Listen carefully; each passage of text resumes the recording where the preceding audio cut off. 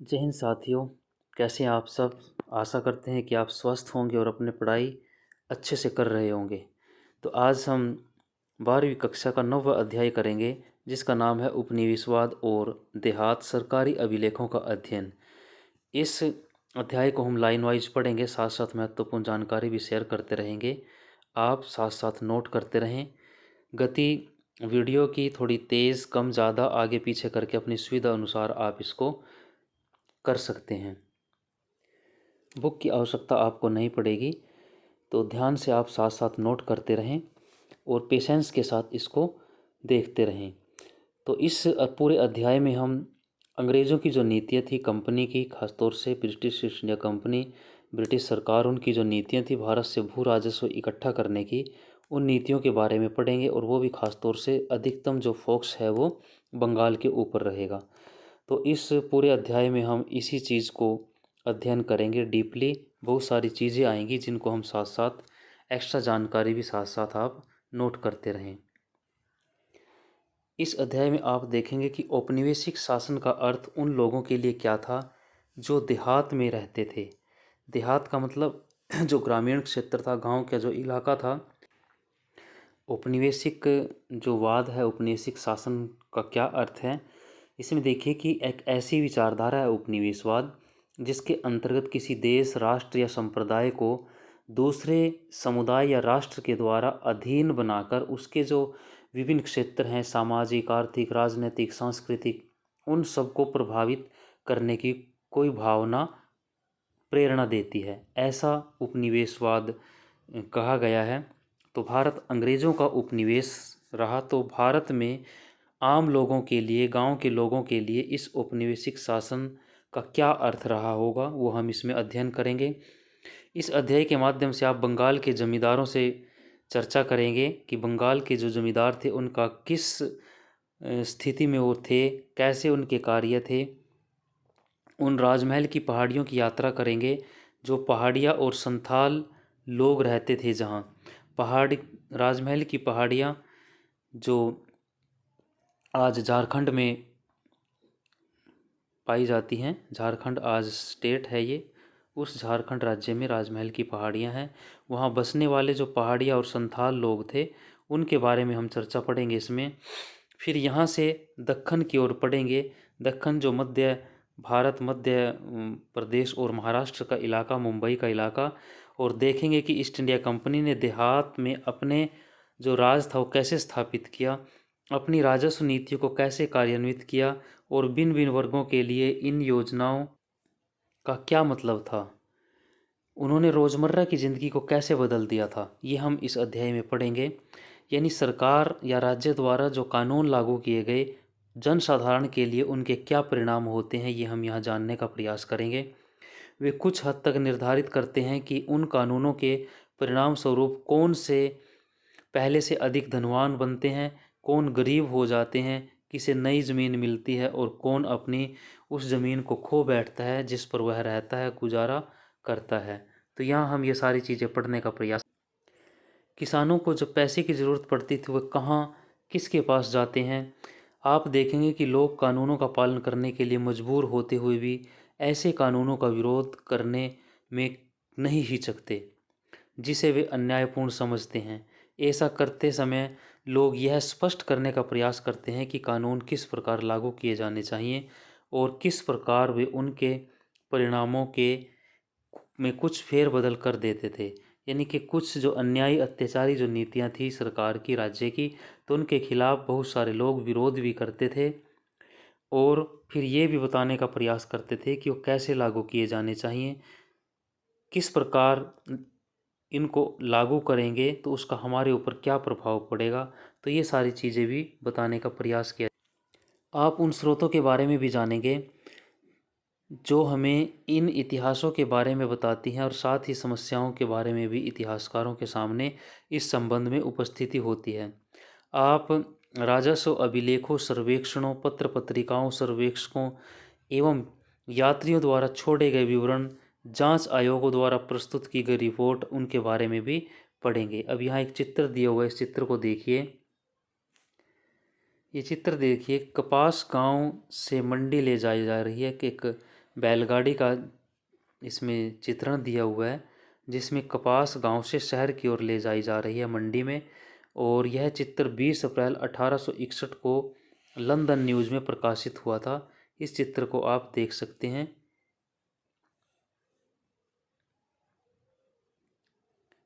ये London news में 1861 में प्रकाशित हुआ था। बंगाल और वहाँ के जमींदार। जैसा कि आप जानते हैं कि औपनिवेशिक शासन सर्वप्रथम बंगाल में स्थापित किया गया था। यही वह प्रांत था जहाँ सबसे पहले ग्रामीण समाज को पुनर्व्यवस्थित करने और भूमि संबंधी अधिकारों की एक नई व्यवस्था और नई राजस्व प्रणाली स्थापित करने के प्रयास किए गए थे। आइए देखें कि कंपनी के शासन के प्रारंभिक वर्षों में बंगाल में क्या हुआ था। अब यहाँ देखिए कि 1757 में प्लासी की जो लड़ाई हुई थी अंग्रेज़ों और सिराजुद्दौला के बीच, उसमें अंग्रेज़ विजयी हुए थे। उसके बाद जो 1764 में बक्सर की लड़ाई हुई और उसके बाद 1765 में इलाहाबाद की संधि हुई।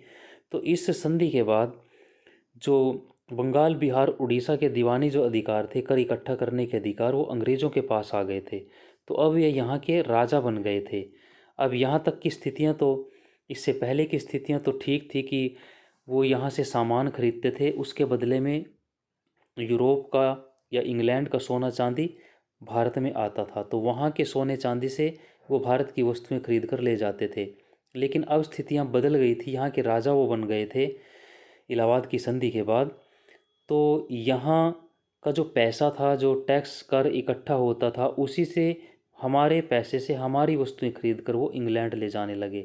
तो इससे पहले तक व्यापार जो है हमारे पक्ष में होता था, और अब जो है व्यापार घाटा, यानी कि व्यापार जो है ब्रिटेन या इंग्लैंड के पक्ष में होता चला गया। हमारे लिए एक उल्टी गिनती शुरू हो गई थी व्यापारिक दृष्टि से। तो यहाँ स्थापित अपना राज करने के बाद तो अधिक से अधिक कर इकट्ठा करने के लिए उन्होंने अलग अलग योजनाएं बनाई। बंगाल केंद्र बिंदु रहा उस समय पूरे भारत के लिए। तो इसी को थोड़ा यहाँ समझने का प्रयास करते हैं। सबसे पहले कि अंग्रेज़ों ने किस प्रकार भारतीय किसानों से, भारत के प्रत्येक गांव से, प्रत्येक किसान से अधिक कर इकट्ठा करने के लिए कैसे कैसे किस प्रकार की योजनाएं बनाई, जो हम इस अध्याय में पढ़ेंगे। उसी के परिणाम हम यहाँ देखेंगे। तो थोड़ा थोड़ा सा उनके बारे में मुख्य रूप से, मोटे रूप में हम इनको जानने का प्रयास करते हैं।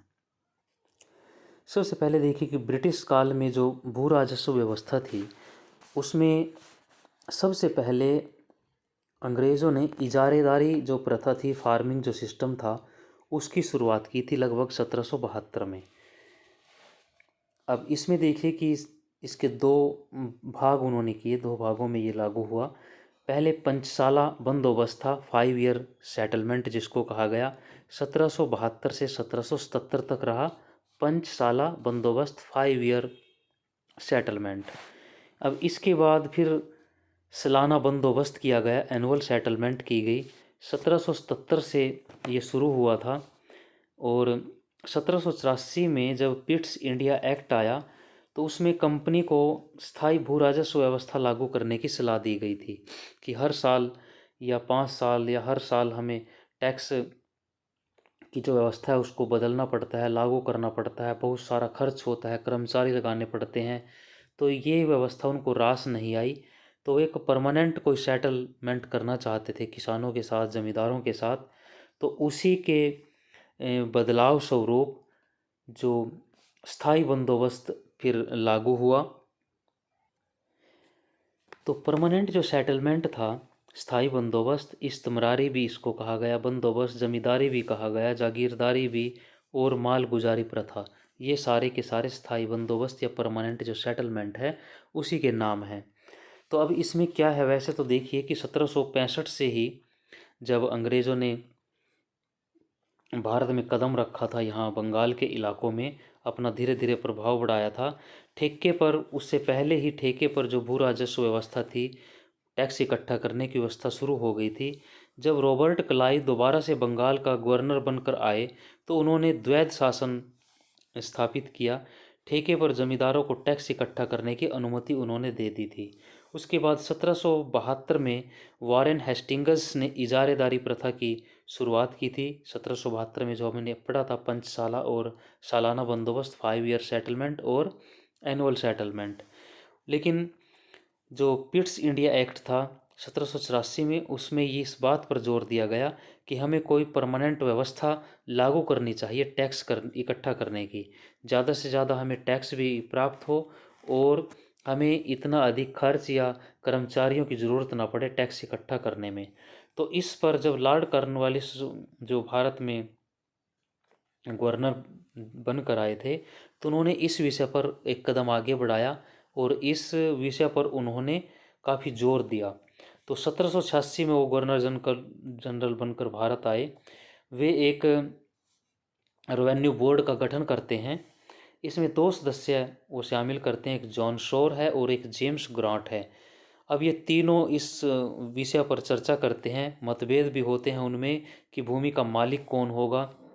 जो जॉन शोर है वो भूमि का मालिक जमींदार को मानते हैं, परंतु जो ग्रांट है, जेम्स ग्रांट, वो भूमि का मालिक सरकार को मानते हैं कि हमें जमींदारों को केवल कर इकट्ठा करने का अधिकार देना चाहिए। परंतु जो कॉर्नवालिस थे स्वयं एक जमींदार थे, वो भी इंग्लैंड के, और उन्होंने जॉन शोर का समर्थन करते हैं वे। और अंत में कॉर्नवालिस जो है बंगाल में एक नई व्यवस्था को 1790 में 10 साल के लिए लागू करता है।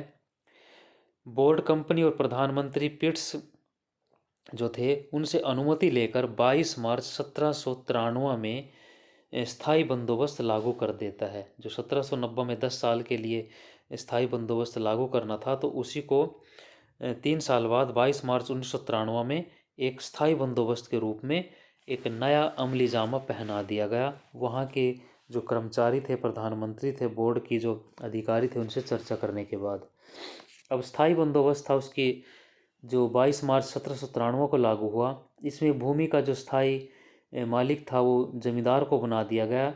लगान की जो दर थी हमेशा के लिए निश्चित कर दी गई थी। 1/11 भाग जमींदार का और 10/11 जो भाग था वो कंपनी का। हालांकि इसमें कुछ इतिहासकारों का मतभेद भी हो सकता है। कर वसूली का जो सरकारी खर्च था इससे वो बच गया था, सरकार को, कंपनी को फ़ायदा हुआ। उसे ये भी पता था कि अब हमारी आमदनी कितनी होगी। कंपनी पहले से इस चीज़ का अनुमान लगा सकती थी कि हमारी साल की आमदनी कितनी होगी। वो उस हिसाब से खर्च की योजना, अपना बजट निर्धारित करते थे। तो कर वसूली पर सरकारी खर्च समाप्त हो गया। भूद रीति व्यवस्था यानी कि उप जमींदारी भी आगे शुरू कर दी गई। जो बड़े बड़े जमींदार थे उन्होंने, ज़मीनें ज़्यादा थी तो उसको आगे छोटे छोटे टुकड़ों में दूसरे ज़मींदारों को टैक्स इकट्ठा करने के लिए उन जमींदारों ने आगे दे दिया था। इसमें एक सूर्यास्त का नियम भी हम आगे पढ़ेंगे, इस चैप्टर में दिया है कि भाई निश्चित समय पर अगर टैक्स जमींदार नहीं जमा कराएगा तो सूर्यास्त के बाद जो है उसकी जो ज़मीन है उसको नीलाम कर दिया जाएगा। यहाँ भी कुछ मतभेद होते हैं, कुछ इस नियम को मानते हैं, लेकिन हमारे सिलेबस में ये दिया हुआ है। नेक्स्ट दिया है कि सीधे जो कंपनी के भाग की 19% भूमि पर यह लगभग व्यवस्था कर दी गई। लगभग 19% जो अंग्रेज़ों के अधीन ज़मीन थी उस पर यह व्यवस्था लागू की गई। स्थायी बंदोबस्त, जमींदारों के लिए उत्तराधिकार की व्यवस्था भी इसमें थी कि आज जो व्यक्ति है उसका बेटा उसके बाद संपत्ति की जो मलकियत हो उसके नाम होगी उत्तराधिकारी के रूप में। इसे बंगाल, बिहार, उड़ीसा, असम, उत्तर प्रदेश के बनारस और गाजीपुर खंड जो है उसमें लागू किया गया। साथ में उत्तरी कर्नाटक के क्षेत्र में भी इसको लागू किया गया था। तो ये जो हमारी स्थायी बंदोबस्त के बारे में कुछ जानकारी थी। इस व्यवस्था में सरकार की एक निश्चित आय हो गई। दूसरा, धन और समय की बचत भी हो गई। प्रतिवर्ष उसको इस टैक्स इकट्ठा करने पर समय और संसाधन लगाने पड़ते थे। एक वफादार जो वर्ग था वो भी पैदा हो गया, जो जमींदार बने। उनसे अपेक्षा की गई कि वो अंग्रेज़ों के हिमायती बने रहेंगे हमेशा। कंपनी के व्यापार में भी वृद्धि हो गई थी क्योंकि उनकी आय सुनिश्चित हो गई थी और जमींदारों की समृद्धि भी यहाँ बढ़ती चली गई। अब इसकी कुछ हानियाँ भी अगर हम देखें तो सरकार को हानि भी ये हुई कि इससे सरकार को एक निश्चित वार्षिक आय होने लगी और इस व्यवस्था में समय समय पर भूमि कर में वृद्धि का सरकार के पास अधिकार नहीं था। क्योंकि एक बार जो जिसके साथ कॉन्ट्रैक्ट हो गया था, स्थायी बंदोबस्त लागू हो गया था, तो सरकार उसमें जो टैक्स की दरें थी उसमें परिवर्तन नहीं कर सकती थी। तो इस वजह से समय बीतने के साथ, हालांकि दरें बहुत ज़्यादा लागू निश्चित की गई थी, लेकिन समय बीतने के साथ साथ वे कीमतों के हिसाब से उनकी जो एक वैल्यू थी वो कम होती चली गई।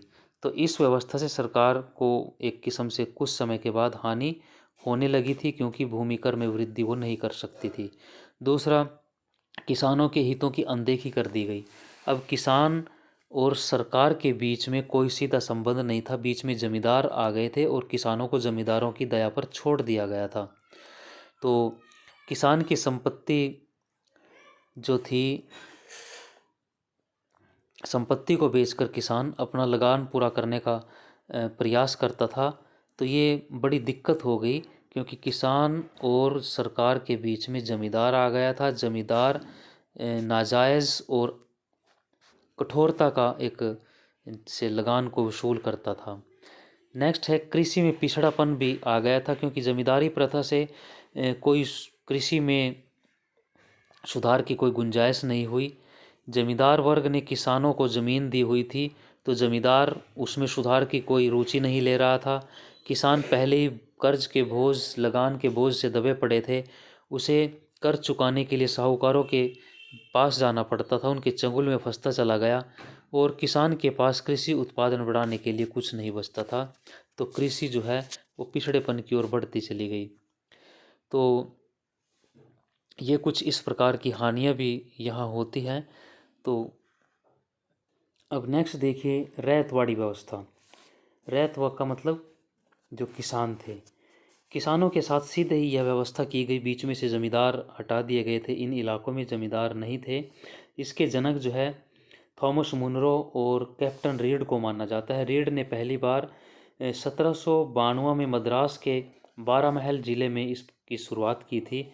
1820 में पूरे मद्रास में मुनरो ने, जब वो गवर्नर बनने के बाद 1820 से 1827 में इसकी शुरुआत की थी। 1820 में मुनरो के गवर्नर के समय में।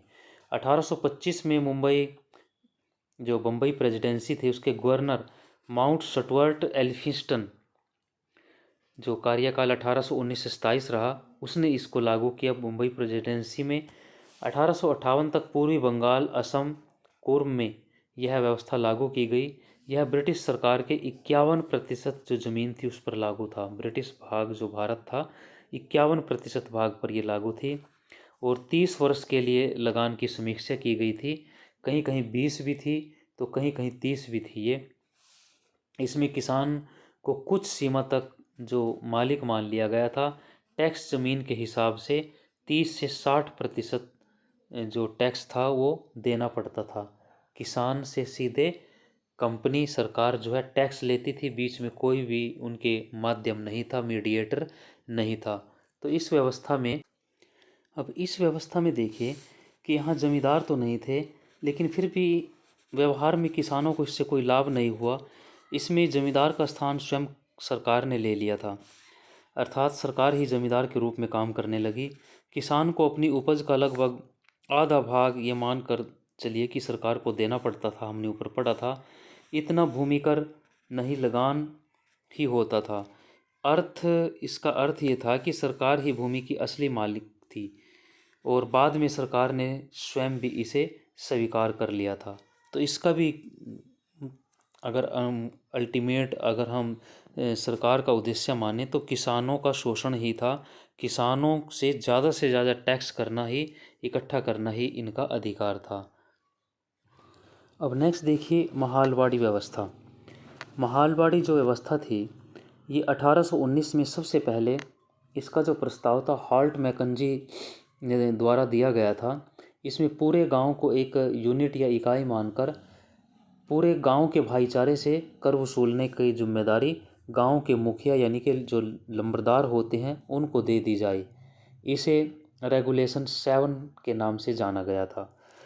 1822 में इन प्रस्तावों को कानूनी रूप दे दिया गया और भूमि कर खर्च निकालकर शेष जो बचता था उसमें से 4/5 भाग निश्चित किया गया था, भूमि कर। 1833 में विलियम बेंटिंक ने कर में सरकारी भाग 2/3 किया, जिसे 30 साल तक लागू किया। इन सुधारों को मार्टिन बर्ड और जेम्स टॉमसन ने क्रियान्वित किया। इसी कारण से मार्टिन बर्ड को उत्तर भारत में भू राजस्व व्यवस्था का जनक माना जाता है। इसको भी नोट कीजिए कि जो मार्टिन बर्ड है उसे उत्तर भारत में भू राजस्व व्यवस्था का जनक भी माना जाता है, क्योंकि इन सुधारों को मार्टिन बर्ड और जेम्स टॉमसन ने क्रियान्वित किया था, जो 1833 में लॉर्ड विलियम बेंटिंक ने कर में सरकारी जो भाग था उसका 2/3 यानी कि 3 में से 2 भाग सरकार का था, 1 भाग किसान का था। तो मार्टिन बर्ड उत्तर भारत में राजनीतिक व्यवस्था के जनक थे। यह जो व्यवस्था थी, इस व्यवस्था को रेगुलेशन 9 के नाम से जाना गया। यह आगरा, अवध, मध्य प्रदेश, दक्षिणी भारत के कुछ जिले और पंजाब में लागू की गई थी। ब्रिटिश भारत की लगभग 30% भूमि पर यह व्यवस्था लागू की गई थी। इसमें किसानों को ज़मीन बेचने, गिरवी रखने का अधिकार भी दिया गया। इसमें जो लंबरदार होते थे पूरे गांव के लगान के लिए जिम्मेदार होते थे।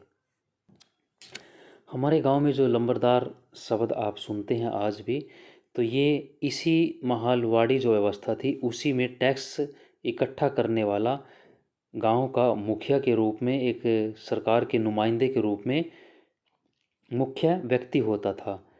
तो इसी को जिम्मेदार माना जाता था पूरे गांव से टैक्स इकट्ठा करने के लिए। तो उसी समय से ये व्यवस्था, ये शब्द, यह पद जो है चला आ रहा है हमारे इलाकों में।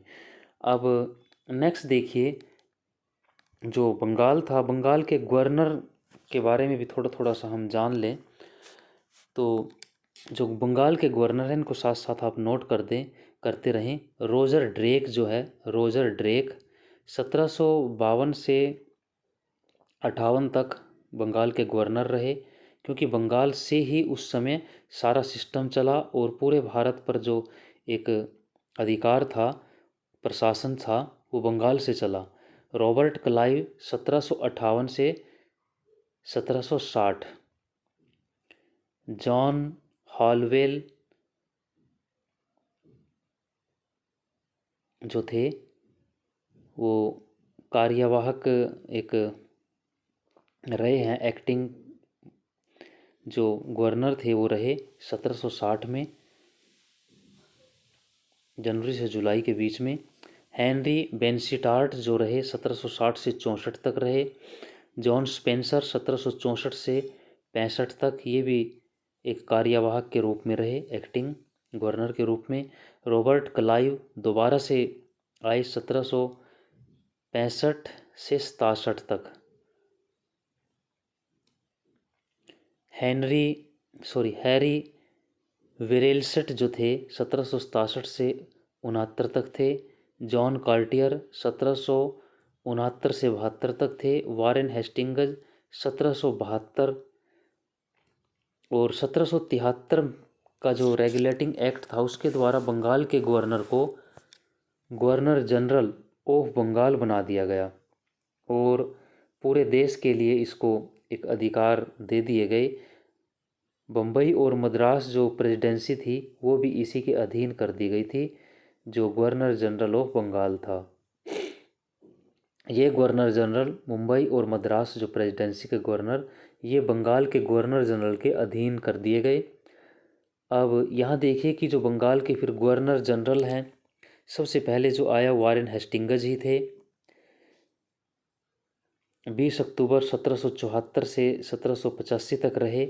जॉन मैकफरसन 1785 से 86 तक एक्टिंग कार्यवाहक रहे ये। और चार्ल्स कॉर्नवालिस जो है, लॉर्ड कॉर्नवालिस 1786 से 93 तक रहे। अब यहाँ आपने ऊपर 2 नाम जो पढ़े, जो रॉबर्ट क्लाइव थे, उनका पहला कार्यकाल 1758 से 60 था और दूसरा जो कार्यकाल था रॉबर्ट क्लाइव का 1765 से 1767।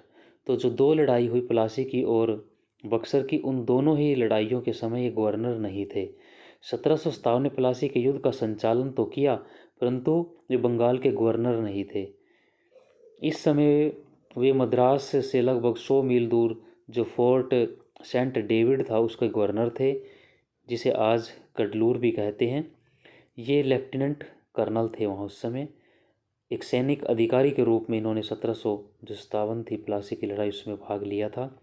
उसके बाद 1764 में जब बक्सर का युद्ध हुआ, उस समय भी ये भारत के गवर्नर नहीं थे, क्योंकि 1765 में दोबारा से भारत के गवर्नर बनकर आए थे।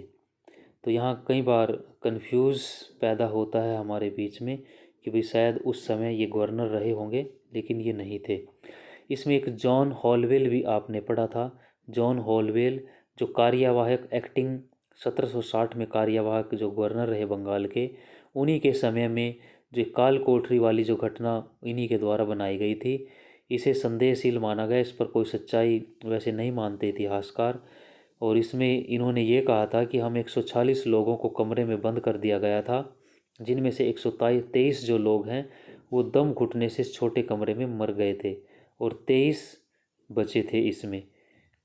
हालांकि अधिकतर जो इतिहासकार हैं इस घटना को सत्य नहीं मानते। ये विवाद बनता है झगड़े का बंगाल के और इनके बीच में। अब नेक्स्ट देखिए, दोबारा से अपने अध्याय की तरफ लौटते हैं। बर्दवान में की गई नीलामी की एक घटना। अब इसमें देखिए कि 1793 में बर्दवान, जिसे आज बर्धमान कहते हैं, ये बंगाल का एक ज़िला है, में नीलामी की एक घटना हुई थी। यह एक बड़ी सार्वजनिक घटना थी। बर्दवान के राजा द्वारा धारित अनेक महाल यानी कि जो संपत्तियां थी वो बेचे जा रहे थे। 1793 में जब इस्तेमरारी यानी कि स्थायी बंदोबस्त लागू हो गया था, किसने किया वो आप बताएं। ईस्ट इंडिया कंपनी ने राजस्व की राशि निश्चित कर दी थी। प्रत्येक जमींदार को यह अदा करनी होती थी। जो जमींदार अपनी निश्चित राशि नहीं चुका पाते थे, उनसे राजस्व वसूल करने के लिए उनकी जो संपदाएं थी वो नीलाम कर दी जाती थी। क्योंकि बर्दवान का जो राजा था उसका नाम तेजचंद था। बर्दवान का जो राजा था तेजचंद, उस पर राजस्व की बड़ी भारी रकम बकाया थी, इसलिए उसकी जो संपदाएं थी वो नीलाम की जाने वाली थी। नीलामी में बोली लगाने के लिए अनेक खरीदार आए थे और जो संपदाएं थी, महाल थी, सबसे ऊंची बोली लगाने वाले को बेच दी गई थी। लेकिन कलेक्टर को तुरंत ही इस सारी कहानी में एक अजीब पेंच दिखाई दिया। कलेक्टर जो शब्द है, आप जो कलेक्टर समझते हैं, डिप्टी कलेक्टर भी कहते हैं, तो ये कलेक्टर कलेक्ट इकट्ठा करने वाला, वहीं से ये निकला हुआ है कि भी जो टैक्स कर इकट्ठा करने वाले अधिकारी होते थे। तो उसे एक कहानी में इसमें पेंच दिखाई दिया। उसे जानने में आया कि उनमें से अनेक जो खरीदार थे वो राजा के अपने ही नौकर या एजेंट थे। उन्होंने राजा के ही कहने पर ज़मीनों को खरीदा था और नीलामी में लगभग 95% से अधिक जो बिक्री थी वो इन्हीं के द्वारा खरीद ली गई। फर्जी थी वो। वैसे तो राजा की जो ज़मीनें थी खुले तौर पर बेच दी गई थी, लेकिन उनकी ज़मींदारी का नियंत्रण उसी के हाथ में था कि सरकार ने उसको खुली बोली लगाकर बेच दिया। जिसने ज़्यादा बोली लगाई उसने खरीद ली, लेकिन वो खरीद भी किसने ली? जो राजा के अपने ही कर्मचारी थे, एजेंट थे, उन्हीं ने बोली लगा ली। तो अब जमींदारी का जो नियंत्रण था वो उसके पास उसी प्रकार बना रहा। राजा कंपनी को राजस्व क्यों नहीं चुका पा रहे थे? नीलामी में खरीदार कौन होते थे? यह कहानी उस समय पूर्वी बंगाल के जो ग्रामीण क्षेत्र थे उनमें क्या हो रहा है इस बारे में हमें बताती है। अब यहाँ देखिए कि जो राजा थे या जमींदार थे वो राशि का भुगतान करने में क्यों असमर्थ थे। सबसे पहला तो कि राजस्व की जो दर थी बड़ी ऊंची तय की गई थी, क्योंकि वो एक परमानेंट बंदोबस्त के तहत की गई थी। और उसमें सरकार की दलील थी कि शुरू शुरू में यह मांग जो राजस्व की दर है जमींदारों को अधिक लगेगी, लेकिन धीरे धीरे आने वाले कुछ समय में वो सामान्य हो जाएगी। लेकिन उसको चुका पाना बहुत कठिन था। दूसरा कि मंदी भी इस समय एक आ गई थी। मंदी के कारण भी लगभग 10 वर्षों तक भयानक मंदी का दौर रहा। तो किसानों के लिए ऊंची जो दर थी उसका राजस्व चुकाना कठिन हो गया था, और इसी वजह से जो जमींदार थे वो भी कर इकट्ठा नहीं कर पा रहे थे। तो दूसरा कारण ये भी था। तीसरा कारण था सूर्यास्त विधि, क्योंकि वसूली के जो तरीके थे वो भी बड़े सख्त होते थे। इसके लिए सूर्यास्त जो विधि थी उसका अनुसरण किया गया था, जिसका अभिप्राय था कि निश्चित तारीख जो होती थी उस तारीख को सूर्य छिपने तक अगर जो देय राशि है, जो निश्चित राशि जमा करवानी थी, उसका भुगतान नहीं किया गया तो जमींदारियों को नीलाम कर दिया जाता था। तो ध्यान में रखने योग्य बात थी कि राजस्व की मांग निश्चित थी। फसल हो या न हो, जमींदार को तो निश्चित तारीख को सरकारी कोष में उस मांग को पूरा करना था, टैक्स जमा करवाना था। तो इसलिए लगान एकत्रित न करने वाले बर्बाद हो गए थे, वो असमर्थ थे टैक्स चुकाने में। नेक्स्ट कारण देखिए कि जो जमींदार थे उनकी शक्तियों में कमी कर दी गई थी। पहले जो बंगाल में जमींदार थे वो एक राजा के रूप में काम करते थे, उनके पास न्यायिक अधिकार भी थे, सैन्य टुकड़ियाँ भी होती थी, पुलिस व्यवस्था होती थी। लेकिन अब कंपनी ने स्थायी बंदोबस्त लागू करने के बाद उनकी ये शक्तियाँ छीन ली थी और उनको सिर्फ किसानों से टैक्स इकट्ठा करने और अपनी ज़मींदारी का प्रबंध करने तक सीमित कर दिया था। उनका सैनिक जो दस्ता था वो भी उसे भंग कर दिया था। और ये सारे जो अधिकार थे न्याय संबंधी, सैनिक संबंधी, ये जो वहाँ कलेक्टर नियुक्त किया था उसके पास दे दिए गए थे। तो अब कलेक्टर ने अपने हाथ में सारा नियंत्रण ले लिया था। तो इस वजह से भी जमींदारों की शक्तियों में कमी होने से भी दिक्कतें हो गई थी। और ग्राम जो मुखिया होते थे उनका व्यवहार भी अच्छा नहीं था इनके प्रति, क्योंकि इनकी नीतियाँ भी उनके प्रति अच्छी नहीं थी। तो जो किसान थे वो गरीब किसान, जो गांव के मुखिया होते थे, जोतदार या मंडल जिनको कहा गया, उनसे थोड़े प्रभावित होते थे, क्योंकि वो हर समय उन्हीं के बीच में रहते थे। जमींदार बाहर के होते थे, हो सकता है कि शहरों में रह रहे हों, लेकिन जो ग्राम मुखिया थे वो गांव में रहते थे, उनके सुख दुख के साथी होते थे। तो इस वजह से जमींदारों के प्रति उनमें काफ़ी रोष होता था। तो अच्छी फसल न होना या फिर संपन्न जो रैत थे, अच्छे जो किसान होते थे, वो जानबूझकर समय पर किस जमींदारों को लगान नहीं देते थे। दोनों ही अवसरों पर जमींदार जो है मुसीबत में फंसता था। शक्तियाँ सीमित कर दिए जाने से अब वो आसानी से इन बकायादारों के खिलाफ कोई सख्त कदम भी नहीं उठा पाता था। न्यायालय की शक्तियाँ भी उसके पास नहीं थी। तो इस प्रकार अगर कोर्ट में जाते थे तो लंबी कानूनी लड़ाई चलती थी।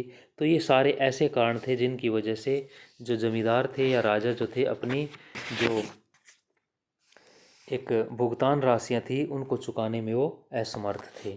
ये हमने पढ़ा। अदा न किए जाने वाले राजस्व की समस्या देखिए। अकेले बर्दवान राज्य की ज़मीनें ही ऐसी संपदाएं नहीं थी जो 18वीं शताब्दी के अंतिम वर्षों में बेची गई थी।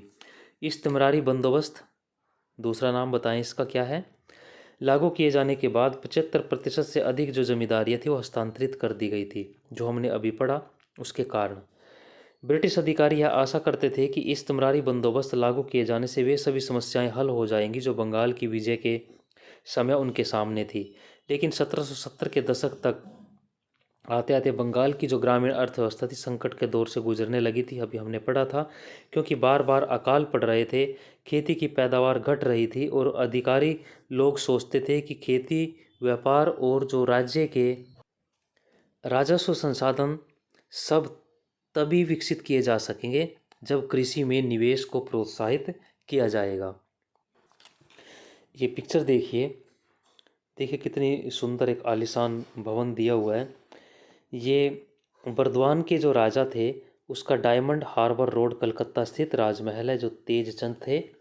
19वीं शताब्दी के अंतिम दशकों तक बंगाल के जो बहुत से धनी जमींदारों ने अपने लिए विशाल सुंदर स्तंभ वाले राजमहल बनवा रखे थे, जिनमें नृत्य कक्ष, बड़े बड़े मैदान, शानदार प्रवेश द्वार थे। इस चित्र को आप देख सकते हैं कि आज भी इतना दिखाई दे रहा है ऐसा, तो उस समय जब बना होगा तो क्या होगा। ये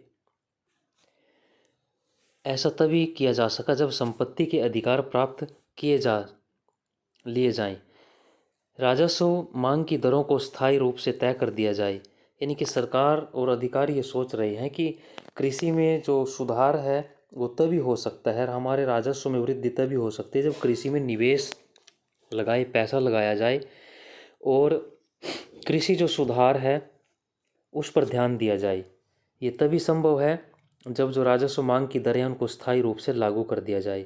राज्य सरकार की राजस्व मांग स्थायी रूप से निर्धारित कर दी गई तो कंपनी राजस्व की नियमित प्राप्ति की आशा कर सकेगी और उद्यमकर्ता भी, यानी कि जो किसान है, मेहनत करने वाला व्यक्ति, अपने पूंजी निवेश से एक निश्चित लाभ कमाने की उम्मीद रख सकेंगे। वो भी इसमें सुधार का प्रयास करेंगे, क्योंकि राज्य अपने दावे में वृद्धि करके लाभ की राशि नहीं छीन सकेगा। ये स्थायी बंदोबस्त से पहले की स्थिति पढ़ रहे हैं कि स्थायी बंदोबस्त लागू करने की स्थिति क्यों आई। क्योंकि कृषि में सुधार चाह रहे थे, टैक्स अधिक चाह रहे थे, कृषि में सुधार करना नहीं चाह रहा था कोई। तो ये सोचा गया था कि अगर किसानों को मालिक बना दिया जाए, ज़मीन दे दी जाए, तो उसमें सुधार करने का प्रयास करेंगे। तो अधिकारियों को यह आशा था कि इस प्रक्रिया में छोटे किसान, योमेन जिसको कहा गया, इसको नोट करना, छोटे किसान को योमेन कहा गया, धनी जो भूस्वामियों का एक ऐसा वर्ग उत्पन्न होगा जिसके पास कृषि में सुधार के लिए पूंजी और उद्यम दोनों होंगे। ऐसा उन्होंने माना था कि जो किसान है, छोटा किसान, योमेन जिसको कहा गया, और धनी जो भूस्वामी है, ज़मीन के मालिक हैं, वो ये एक ऐसा वर्ग पैदा होगा जो कृषि से अधिक धन हमारे को प्रदान भी करेगा और कृषि में सुधार भी लाएगा। और इसके साथ ही उम्मीद थी कि ब्रिटिश शासन के पालन पोषण और प्रोत्साहन पाकर यह वर्ग कंपनी के प्रति हमेशा वफादार भी बना रहेगा। ऐसा उन्होंने योजनाएं बनाते समय अपने मन में इस प्रकार के विचार रखे थे। लेकिन समस्या यह तब पता लगाने की थी कि कौन से ऐसे व्यक्ति हैं जो कृषि में सुधार के साथ साथ राज्य को निर्धारित राजस्व अदा करने का ठेका ले सकेंगे। ऐसे कौन लोग होंगे जो हमें टैक्स भी देंगे और कृषि में सुधार भी कर सकेंगे। तो बंगाल के अधिकारियों के बीच परस्पर लंबे वाद विवाद के बाद, जो अभी हमने पढ़ा था कि लॉर्ड कॉर्नवालिस और उसके जो दो सहयोगी थे, उन्होंने इस प्रकार का विषयों पर विचार विमर्श किया था। तो बंगाल के राजाओं और जो ताल्लुकदार थे, उनके साथ इस्तमरारी बंदोबस्त लागू किया गया, स्थायी बंदोबस्त। अब उन्हें जमींदारों के रूप में एक ऐसा वर्ग मिला और उन्हें सदा के लिए एक निर्धारित राजस्व की मांग को अदा करना था। इस परिभाषा के अनुसार जो जमींदार था उसको गांव का मालिक बना दिया गया। लेकिन देखिए कि परिभाषा के अनुसार जो जमींदार था गांव में भूस्वामी नहीं था, बल्कि वह राज्य का एक राजस्व समाहर्ता, यानी कि कर इकट्ठा करने वाला व्यक्ति था। तो जमींदारों के नीचे अनेक, कभी कभी तो 400 तक के गांव होते थे एक जमींदार के नीचे। कंपनी के हिसाब से जमींदारी के भीतर आने वाले जो गांव थे मिलाकर एक राजस्व संपदा के रूप में ले लेते थे। कंपनी समस्त संपदा पर कुल मांग निर्धारित करती थी। उसके बाद जो जमींदार था निर्धारित करता था कि भिन्न भिन्न गांव से राजस्व की कितनी कितनी मांग पूरी करनी होगी। फिर जमींदार उन गांव से निर्धारित राजस्व जो राशि है उसको इकट्ठा करता था। यानी कि जैसे 400 गांव का यहाँ विवरण दिया हुआ है, सरकार ने किसी जमींदार को 400 गांव दिए, तो सरकार ये कहती थी इन 400 गांव से हमें 10 करोड़ रुपया इकट्ठा चाहिए, सालाना या छमाही जो भी हो सकता है, जो भी उस समय का दर उन्होंने निर्धारित की थी। तो पूरे के पूरे 400 गांव से टैक्स की मांग करती थी कि भी हमें सालाना या छमाही जो भी उनकी एक डिमांड होती थी फसल के हिसाब से, इतना टैक्स चाहिए। तो फिर उसके बाद जो जमींदार होता था वो गांव में अलग एक एक गांव के जो किसान थे उन पर टैक्स निर्धारित करता था। तो यहाँ जो समस्या थी जमींदार की बढ़ गई और अंग्रेज़ एक किस्म से इस कार्य से मुक्त हो गए, तो उन्हें पैसा एकत्र जमींदार करके देता था। तो यहाँ उनकी जो समय लागत और जो परिश्रम था, खर्च था, वो सारा बच गया था। अब गांव से जो निर्धारित राजस्व की राशि जमींदार इकट्ठा करता था और जमींदार से अपेक्षा की जाती थी कि वह कंपनी को नियमित रूप से राजस्व अदा करेगा। यदि वह ऐसा नहीं करेगा तो उसकी जो संपदा है, जो जागीर हैं, जो गांव उसको दिए गए हैं, वो उसको नीलाम कर दिए जाएंगे। तो राजस्व राशि के भुगतान में जमींदार क्यों चूक करते थे, वो हमने अभी पढ़ा था इस विषय पर।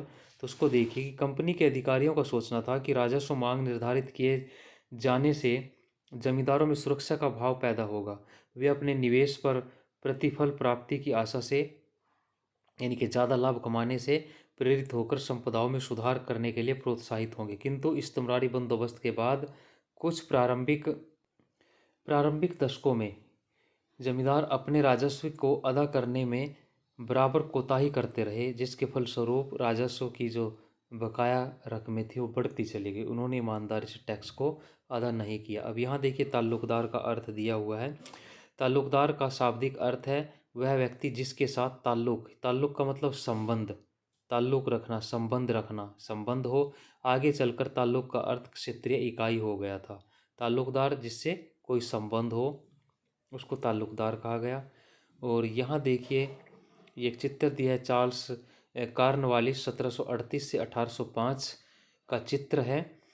1785 में जो थॉमस गेंसबोरो द्वारा ये चित्रित चित्र है। अमेरिकी स्वतंत्रता संग्राम के दौरान जो कॉर्नवालिस थे ब्रिटिश सेना का कमांडर था। 1793 में बंगाल में इस्तमरारी बंदोबस्त इसने लागू किया था। उस समय जो कॉर्नवालिस थे बंगाल का गवर्नर जनरल थे। ये चित्र देखिए, ये लॉर्ड जो कॉर्नवालिस हैं उसका चित्र दिया हुआ है। यहाँ देखिए कि जो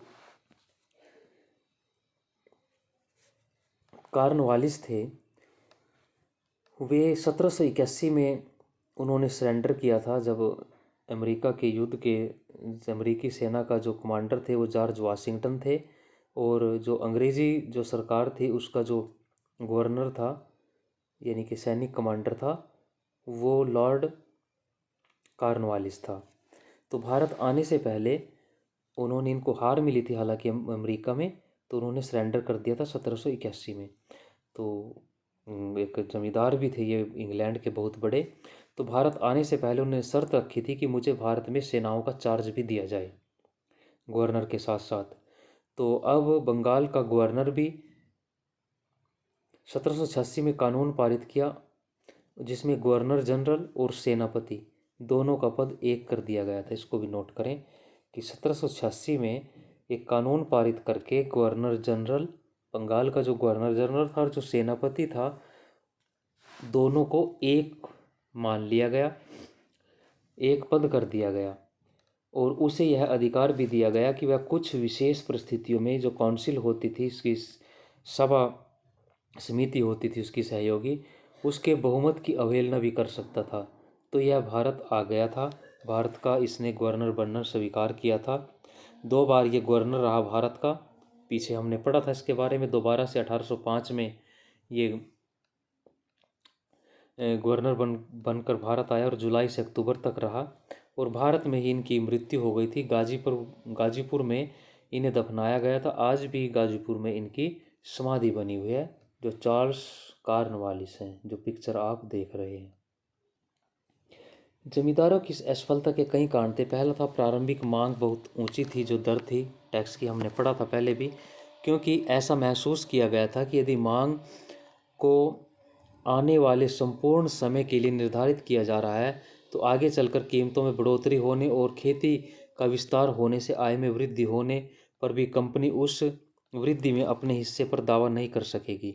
यानी कि उस समय दरें ज़्यादा थी टैक्स की जो ज़मींदार से वसूली जानी थी, लेकिन धीरे धीरे क्योंकि स्थायी बंदोबस्त था, कंपनी बार बार उसमें बदलाव नहीं करेगी, लेकिन खेती बढ़ेगी, उपज बढ़ेगी, ज़मींदार से अपेक्षा की गई थी उसमें सुधार का प्रयास करेगा अपनी इनकम बढ़ाने के लिए।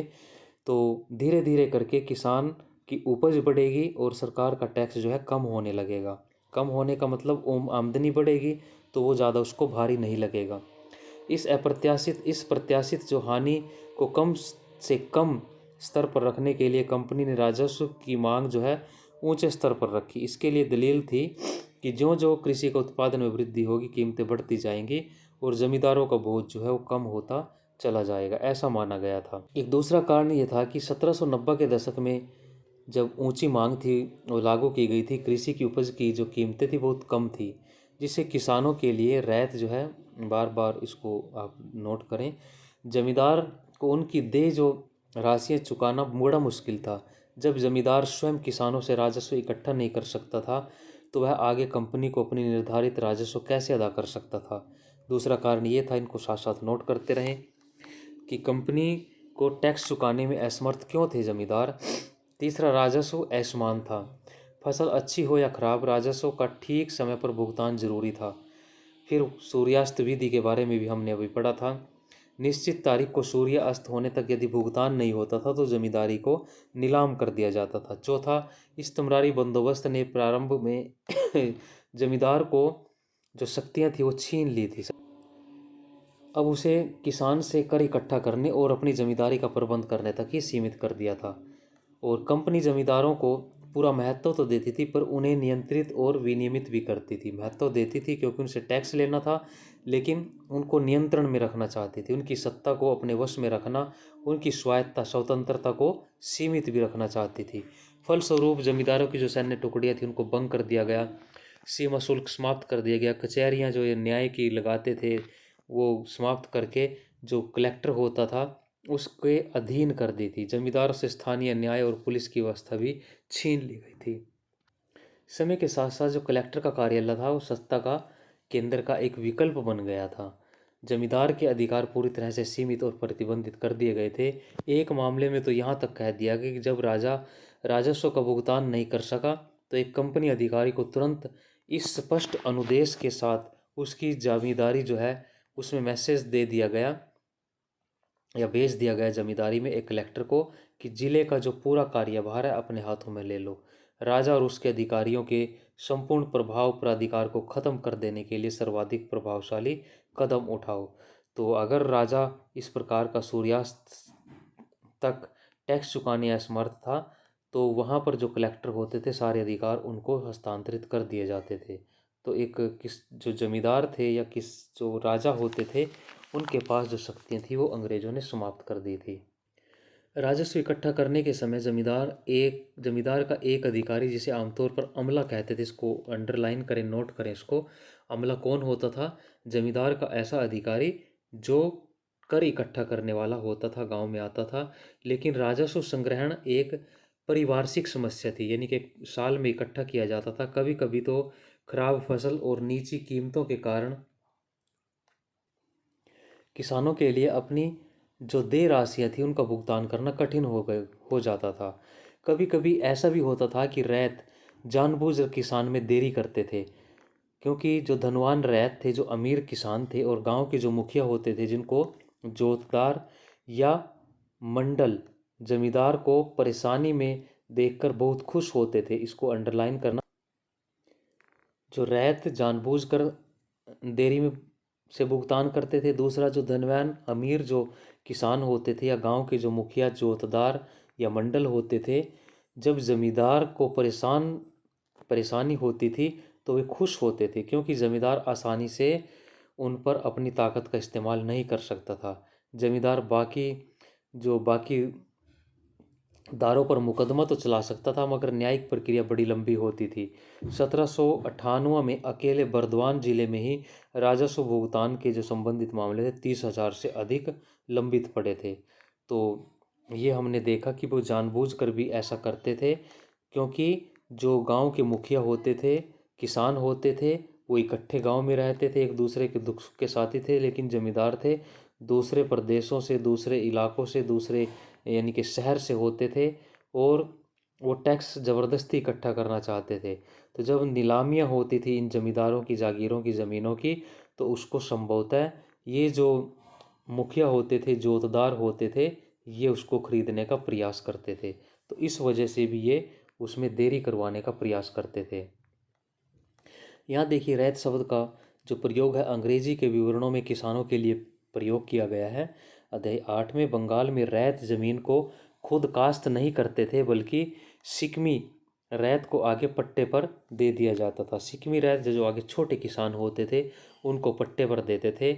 यहाँ रैत का मतलब एक किसान दिया है, और कि बंगाल में जो रैत थे वो ज़मीन को खुद खेती नहीं करते थे, बल्कि उस ज़मीन को छोटे छोटे जो किसान होते थे जिनको सिकमी रैत कहा गया, इसको भी आप नोट करें, उनको दे देते थे आगे ठेके पर या पट्टे पर, जैसे भी होता था। तो यहाँ तक इस वीडियो को यहीं समाप्त करते हैं। आशा है आपको अच्छी लगी होगी। तो आप कमेंट करें, लाइक करें, शेयर करें और चैनल को सब्सक्राइब अवश्य करें। यही आपकी एक समझिए कि फीस होगी हमारे लिए। धन्यवाद। कोई सुझाव, कोई आपका कोई जिज्ञासा वो आप अवश्य बताएं। धन्यवाद। जय हिंद।